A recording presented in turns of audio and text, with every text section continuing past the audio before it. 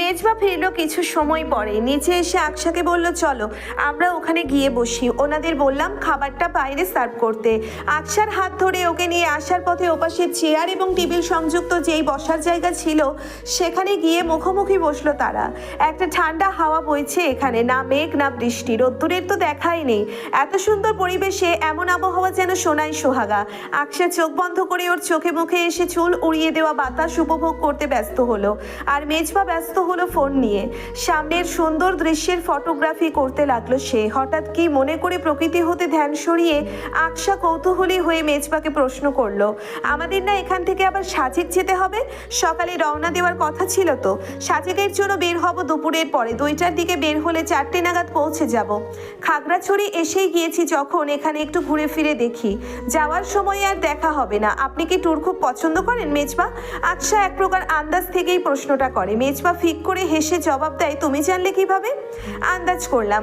আপনাকে একমাত্র কাজ বাদে অন্য কোনো বিষয়ে এতটা কনসার্টস দেখিনি আমি। এই প্রথম ট্যুরে এসে দেখলাম আপনি বেশ উপভোগ করছেন। মেজবা ঠোঁটের কোণে সেই মনোমুগ্ধকর হাসি রেখেই বলল, এই প্রথম কারেক্ট গেস করেছো। অ্যাকচুয়ালি স্কুল লাইফ থেকেই বন্ধু বান্ধব নিয়ে প্রচুর ট্যুরে দেওয়া হতো।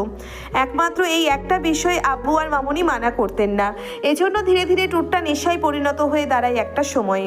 ক্যাডেট কলেজে থাকাকালীন তো মান্থলি ট্যুর দিতাম, 12 মাসে 13 ভ্রমণ যাকে বলে। কিন্তু এরপর চাকরিতে জয়েন করার পর এই শখটা ধীরে ধীরে মিলিয়ে যায়। সময়ের অভাব এবং কাজের প্রেশারেই বলতে পারো। তবু চাকরির সূত্রে বিভিন্ন সময়ে নানান জায়গায় যাওয়া হয়। বাংলাদেশের প্রায় ম্যাক্সিমাম প্লেস আমার ঘোরা আছে। খাগড়াছড়ি এবং সাজেকও এর আগে এসেছি একবারে, এই নিয়ে দ্বিতীয়বার। তার মানে আপনি এই জায়গাগুলো তো এর আগে এসেছেন?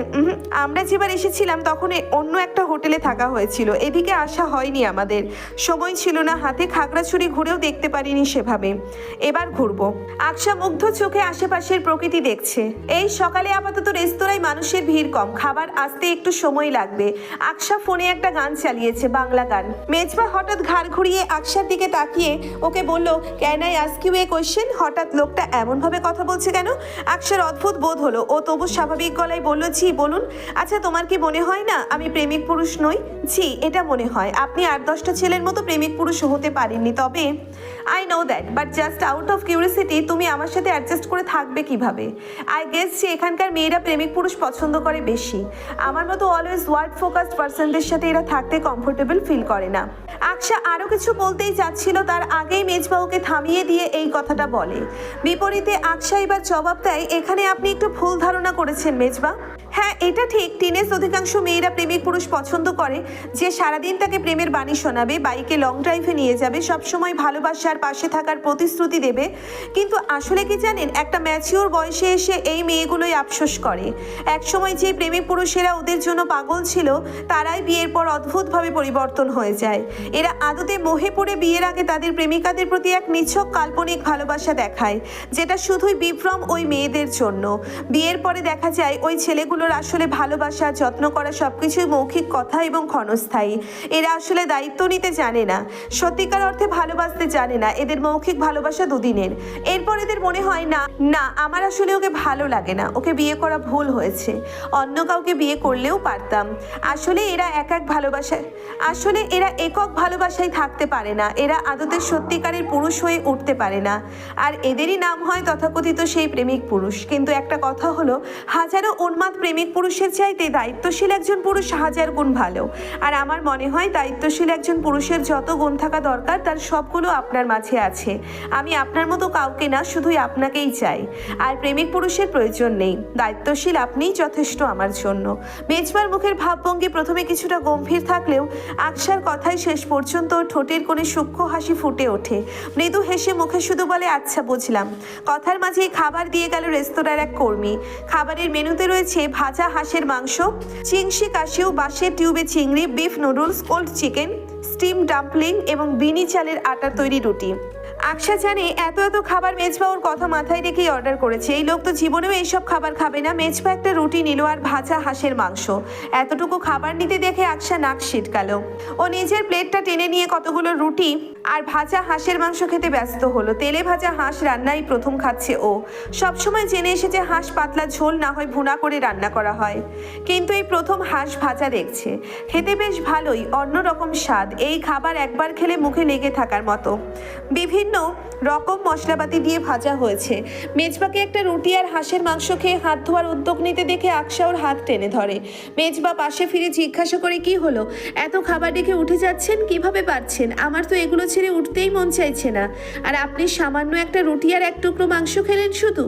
অ্যাকচুয়ালি এত খাবার দেখেও আমার কোনো ফিলিংস হয় না, এজন্য উঠতে পারছি। কি দেখলে হয়? কি দেখলে ফিলিংস হয় তাহলে? তোমাকে অ্যাজ এ ফুড। মেজবার তরফ থেকে জবাবটা পেয়ে সঙ্গে সঙ্গে আকশা লজ্জায় মুখ নুইয়ে ফেলে। আগে যদি বুঝতো লোকটা এমন ঠাটবাট জবাব দেবে তাহলেও ভুলেও এহেন প্রশ্ন করতো না। এখন চরম আফসোস হচ্ছে ওর। খাগড়াছড়ির হেরিটেজ টাউন থেকে দুপুরের খাবার খেয়ে 2টার দিকে সাজেকের উদ্দেশ্যে বেরিয়ে পড়লো মেজবারা। হেরিটেজে আসার পূর্বে স্থানীয় সাজেক যাত্রার চাঁদের গাড়ি ঠিক করে রেখেছিল। পৌর গেস্ট হাউস থেকে চেক আউট করার পরে সোজা শাপলা চত্বরে আসলো ওরা। জিপের ড্রাইভারের নাম্বার ছিল মেজবার কাছে। তাকে কল দিতেই তিনি বললেন ডান পাশে যেতে। ওরা সেদিকে গেল। গাড়িতে আরো 6 জন ছিল। এর মধ্যে বছর 17-18 বয়সী 2 জন ছেলে, একটি দম্পতি আর 2টি মেয়ে। মেয়ে আর ছেলে 4 জন ওই দম্পতির আত্মীয়। মেজবা ও আকশা, রেনুয়াজ ও জয়া নামের 2 জনের সাথে পরিচয় হলো। তারা স্বামী স্ত্রী। ওদের মতোই তারাও বোন, ননদ, শালাশালি এবং দেবর নিয়ে সাজেক ঘুরতে যাচ্ছে। 18 বছর বয়সী ছেলে 2 জন হলো রেনুয়াজের ভাই ও শালা, আর মেয়ে 2টো বোন এবং শালি। ওদের ট্রিপ 2 দিনের। মেজবার রেনুয়াজের সাথে বেশ আলাপ জমলো। ওর সাথে সম্প্রতি ক্রিকেট নিয়ে আলোচনা করতে ব্যস্ত হলো। আকশাও জয়ার সাথে টুকটাক কথা বলছে। আর বাকি ছেলে মেয়ে 4 জন নিজেদের মধ্যে আড্ডায় মত্ত। আর্মি ক্যাম্প হয়ে চাঁদের গাড়ি ছুটে চলেছে পাহাড়ি আঁকাবাঁকা সরু পিচের রাস্তায়। কখনো রাস্তার 2 পাশে পাহাড়, আবার কখনো এক পাশে উঁচু পাহাড় আর অপর পাশে ঢাল নেমে গেছে। চারিদিক সবুজে ঘেরা। মাঝে মধ্যে পাহাড়ের কোলে 2-1টা জুম ঘরের দেখা পাওয়া যায়। কখনো সখনো দেখা যায় পাহাড়ের গায়ে কাটা পথ বেয়ে স্থানীয় মানুষেরা নেমে আসছে ঢালুতে। আকশাই প্রথম এখানে এসেছে। রেস্ট্রিকশন থাকার কারণে জীবনে ঘোরাঘুরি করা হয়েছে খুবই কম। এই কারণে এতদিন এই অসম্ভব সুন্দর মনোরম দৃশ্য উপভোগ করা হতে বঞ্চিত ছিল ও। আকশা সিট থেকে অর্ধেক উঠে দাঁড়িয়ে চাঁদের গাড়ির উপরের দিকে লাগোয়া স্ট্যান্ড ধরে দাঁড়িয়ে পাহাড় দেখতে লাগলো। পাশ থেকে মেজবা মৃদু আওয়াজে বলল, বেশি এক্সাইটেড হয়ে আবার জিপ থেকে ঝাঁপ দিও না, কাম ডাউন। সাজেক পৌঁছে পাহাড় আরো ভালোভাবে দেখতে পারবে। মেজবার কথায় কোনো তোয়াক্কাই করলো না আকশা। ও সম্পূর্ণ যাত্রায় প্রায় পুরোটা সময় ওভাবেই দাঁড়িয়েছিল। বিড়বিড় করে বলল, এই পথ যদি কোনোদিন শেষ না হতো। সাজেকের প্রায় কাছাকাছি চলে এসেছে ওরা। আকশা বসে বসে মেজবার দেওয়া ফলগুলো খাচ্ছে। এই ফলগুলো দীঘা এবং আর্মি ক্যাম্পের লোকাল বাজার থেকে নেওয়া হয়েছে। জয়া রেনুয়াজের সাথে কথা বলছিল। আকশা ওর দিকে কয়েকটা ফল এগিয়ে দিল। জয়া নিতে চাইল না। আকশা জোরপূর্বক ওর হাতে ধরিয়ে দিল। সাজেক ভ্যালি 0 পয়েন্টে ওদের জিপটা থামলো। সেখান থেকে নেমে মেজবা রেনুয়াজকে জিজ্ঞাসা করলো, আপনারা কোন রিসোর্টে উঠছেন? রেনুয়াজ জবাব দিল, আমরা বেগবাড়ি রিসোর্টে উঠছি। আপনারা? নিরিবিলি eco resort. Wow, one of the best resort. Unfortunately আমরা সেখানে বুকিং করতে পারিনি। যাই হোক, আপনাদের রিসোর্ট তো আমাদের রিসোর্টের কাছাকাছি, দেখা হচ্ছে তাহলে। ইয়া। ওদেরকে বিদায় জানিয়ে আকশাকে নিয়ে মেজবা হাঁটতে লাগলো। এখান থেকে সব রিসোর্টের শুরু। হেঁটে যেতে 4-5 মিনিট সময় লাগে। আকশা এখান থেকেই দূরে মেঘ দেখে উৎফুল্ল হলো। নিরিবিলি ইকো রিসর্ট। রুমের নাম বেটলিং। এটা একটা কাপেল রুম। রিসোর্টটা ভীষণ সুন্দর। বৃষ্টির পরে এর সৌন্দর্য আরো বেড়ে যায়। মেজবা ভেতরে ঢুকেই আগে ফ্রেশ হতে চলে গেল। আর আকশা লাগেজ রেখে সোজা ছুটলো বারান্দার দিকে। বারান্দা থেকে মেঘ দেখে উচ্ছ্বসিত হলো ও। মনে হলো হাত বাড়ালেই বুঝি মেঘ ছোঁয়া যাবে। তবে সেখানে বেশি সময় কাটাতে পারলো না ও। মিনিট 10 বাদে ভেতর থেকে মেজবার ডাক পড়লো। আকশা ভেতরে গিয়ে অস্থিরতা নিয়ে বলল, দেখুন মেঘ দেখা যাচ্ছে না এখন। দেখুন মেঘ দেখা যাচ্ছে এখন, ওখানে চলেন, দেখতে পাবেন। মেজবা ফিচেল হেসে বলল, দেখবো পরে, 2 দিন আছি আরো, অনেকটা সময় হাতে। এখন চলো তোমাকে বাইরে থেকে ঘুরিয়ে নিয়ে আসি। সন্ধ্যা নামলে সাজেক আরো বেশি সুন্দর হয়ে ওঠে। আমি শাড়ি পরি, পরো। আকশা অতি দক্ষতার সহিত কালো রঙের কাতান শাড়ি 10 মিনিটের মধ্যে পরে নিল ক্যাজুয়াল ভাবে। মেজবা একটা সাদা শার্ট আর কালো ফর্মাল প্যান্ট পরে তৈরি হলো। এরপর ওরা বের হলো সাজেক পাড়া ঘুরে দেখতে। রাত নেমে এসেছে এখন ধরণীর বুকে। মেজবার হাত ধরে রই নই পাড়ার পরিষ্কার পিচ ঢালা রাস্তায় হাঁটছে আকশা। একদম নিরিবিলি একটা এলাকা। শহরের কোলাহল হতে ছুটি নিয়ে এখানে আসার সিদ্ধান্তকে এখন কর্নিশ জানাতে মন চাইল আকশার। মেজবার একটা ধন্যবাদ প্রাপ্য। লোকটা উদ্যোগ নিয়ে ওকে এখানে নিয়ে না এলে জীবনকে যে এত সুন্দরভাবে উপভোগ করা যায় এই ব্যাপারটা মিস করে যেত আকশা। সাজেক দেখার স্বপ্ন ওর বহু আগে থেকেই ছিল, সেটা এবার পূরণ হলো। রই রই পাড়ায় ছোট ছোট বেশ অনেকগুলো রেস্টুরেন্ট ও স্থানীয় খাবারের দোকান আছে। এখানে আদিবাসীদের লোকাল বাজারও রয়েছে। রাস্তার পাশে কতক আদিবাসী নারী পুরুষদের অস্থায়ী দোকানও দেখা যায় কিছু দূর পরপর। আকশার সামনে একটা জায়গায় একজন মহিলাকে পিঠা বানাতে দেখে সেদিকে এগোলো। পাহাড়ি হরেক রকমের পিঠা বানানো হচ্ছে। ও সেখানে বসে মহিলার সাথে হাসি মুখে কথা বলল কিছুক্ষণ। এরপর কিছু বিন্নি চালের পাহাড়ি ঐতিহ্যবাহী পিঠা নিল। মেজবা মানিব্যাগ বের করে টাকা পরিশোধ করলো। সামনের দিকে হাঁটতে হাঁটতে পিঠা খেতে ব্যস্ত হলো আকশা। মেজবার মুখের সামনে ধরতেও ও এক কামড় বসালো। আজ আর না করলো না এই খাবারে। আকশা 3টে পিঠে নিয়েছিল, 2টো নিজে নিয়ে আরেকটা মেজবার হাতে ধরিয়ে দিল। সামনেই আর একটা ছোট স্টল, সেখানে বেশ মানুষের ভিড়। একজন বয়স্ক মহিলা রয়েছেন সেই স্টলের পরিচালনায়। আকশা কৌতূহলী হয়ে সেদিকে এগোলো। ভিড়ের মধ্যে গিয়ে জানতে পারলো এখানে আসলে পাহাড়ি নানান স্পাইসি খাবার তৈরি হয়। এটা বিশেষত যেসব খাবারের স্টল এবং বেশ জনপ্রিয়। আকশা একটা পাহাড়ি ম্যাগি অর্ডার করলো। কিছুক্ষণ পরেই বৃদ্ধা সিরিয়াল অনুযায়ী ওর হাতে ম্যাগির বাটি দিয়ে গেলেন। এটা পাহাড়ি বিশেষ মশলাপাতি দ্বারা তৈরি ম্যাগির স্যুপ, কিছুটা পানি বেশি, তবে খেতে বেশ মজা। আকশা মেজবাকে সাধলো। মেজবা স্রেফ 1 চামচের মতো খেলো। এরপর ওরা হাঁটতে হাঁটতে মূল বাজারের কাছে এসে পৌঁছলো। এখানে বেশ কতগুলো বড় বড় দোকান। সেই দোকানে সব পাহাড়ি জিনিসপত্রের সমাহার। সব দোকান ছাড়িয়ে এগিয়ে গিয়ে একটা দোকান ভর্তি চুড়ি দেখে আকশা সম্মোহিতের ন্যায় সেই দোকানের ভেতরে ঢুকে গেল। হরেক রকমের সাজানো চুড়ির পসরা, কিছু কাচের পার্পেল কালারের চুড়ি ও সাথে কতগুলো মেটালের সোনালি রঙের চিকন চুড়ির মিশ্রিত কাশ্মীরি চুড়ির সেটটা আকশা বারবার হাত দিয়ে দেখতে লাগলো। পাশে আরো কয়েকটা সেট পছন্দ হয়েছে। মেজবা পেছনে জিজ্ঞেস করলো কোনটা পছন্দ হয়েছে। আকশা অসহায় নেই বলল পছন্দ তো বেশ কয়েকটা হয়েছে, এর মধ্যে থেকে কোনটা নিব বুঝতে পারছি না আসলে। ওর এই কথা শুনে তৎক্ষণাৎ পকেট থেকে মানিব্যাগটা বের করে হাতে ধরিয়ে দিয়ে মেজবা বলল মানিব্যাগটা হাতে রাখো, যত ইচ্ছে চুড়ি পছন্দ করে নিয়ে না, মনে করবে তোমার নিজের টাকা নিয়ে নিচ্ছ। এতে আর এই যে দ্বিধাটা ফুটে উঠছে না চেহারায়, এটা আর থাকবে না। আকশার চোখের কোণে আনন্দ অশ্রু এসে জমা হয়। ও মুখ ঘুরিয়ে নিজেকে সামলে নিয়ে চোখের জল মুছে মনে মনে বলে কোনোদিন ভাবিনি কেউ আমার জন্য এভাবে নিজের সবটা উজাড় করে দেবে, নিজের সবকিছু আমার নামে করে দেবে, আমার জন্য খরচা করবে। আকশা পছন্দ মতো পার্পেল চুড়ির সাথে আরো কয়েকটি কাশ্মীরি চুড়ি নিল। এরপর ওরা রিসোর্টে যাওয়ার পথে পা বাড়ালো। বাজার ছাড়িয়ে ওরা এখন নিরিবিলি রাস্তা ধরে হাঁটছে। রিসোর্ট আর কিছু দূরেই, হেঁটে যেতে 10-12 মিনিটের মতো লাগবে। আকশার কাঁধে একটা ব্যাগ, পায়ে হাই হিল, এখন পায়ে ব্যথা করছে ওর। মেজবার সামনে হাঁটছিল, পেছনে মেয়েটার পায়ের গতি ধীর হয়ে যাওয়ায় ও ঘাড় ঘুরিয়ে দেখলো আকশা পা ঠেলে কোনো রকমে হাঁটছে।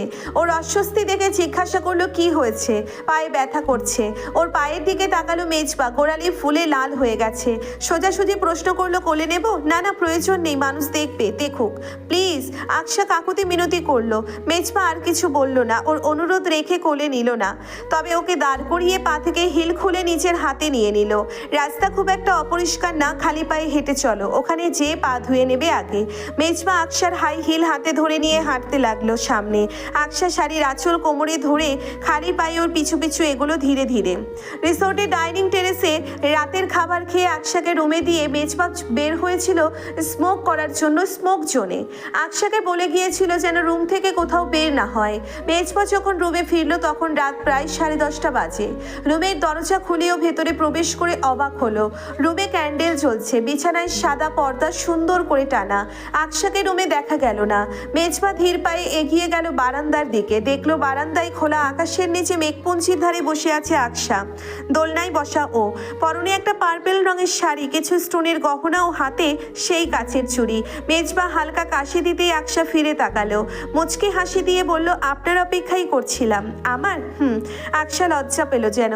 মেজবা এগিয়ে গিয়ে দোলনায় ওর পাশে বসলো। আবছা আধারে দেখতে ব্যস্ত হলো ওকে। মৃদু আওয়াজে বলল কখনো কাউকে সেভাবে কমপ্লিমেন্ট দিইনি, তবে আজ তোমাকে দিচ্ছি। জানো তো অপ্সরার মতো লাগছে তোমাকে। যদিও তুমি অপ্সরাই, তবে আজ যেন একটু বেশিই মোহনীয় লাগছে। কি জাদু করেছো বলো তো? কালো জাদু। আকশা মজা করে কথাটা বলে হেসে ওঠে। ওর ছনছন হাসির শব্দ কানে আসতেই মেজবা একদৃষ্টিতে ওর দিকে তাকিয়ে থাকে। আকশা হঠাৎ বলে, আপনাকে একটা কথা জিজ্ঞাসা করতে চাইছিলাম। কি কথা? আচ্ছা, আপনার মানিব্যাগে আমার আগের ফটো আসলো কিভাবে? নিয়েছিলাম কোনো একভাবে, সেটা কি সবসময় ওখানেই ছিল? আমি রিজেক্ট করার পরে ওটা সরাননি কেন? ইচ্ছে হয়নি। আর সেদিন আপনি আমার দুল সাথে করে নিয়ে গিয়েছিলেন কেন? ইউনিফর্মের বুক পকেটে রাখার জন্য। কেন? যদি তখন আমার মৃত্যু হতো তবে মৃত্যুর পরেও যেন তোমার একটা চিহ্ন নিয়ে সাথে থাকে সেজন্য। আপনি না আমাকে ঘৃণা করেন বলেছিলেন? আসলে কি আকশা, তোমাকে আমি সবটুকু উজাড় করে ভালোবেসেছিলাম।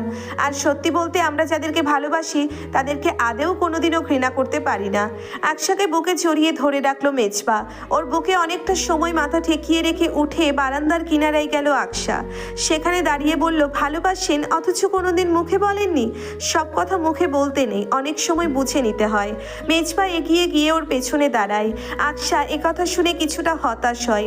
মন খারাপ ছুটিয়ে এবার সাজিকের মেঘ থেকে মুগ্ধ হয়ে উচ্ছ্বসিত গলায় চেঁচিয়ে বলে, I love you Sajik. Mejba পেছন থেকে ওর কোমর জড়িয়ে ধরে কাঁধে থুতনি ঠেকিয়ে ফিসফিসিয়ে বলে, অ্যান্ড আই লাভ ইউ।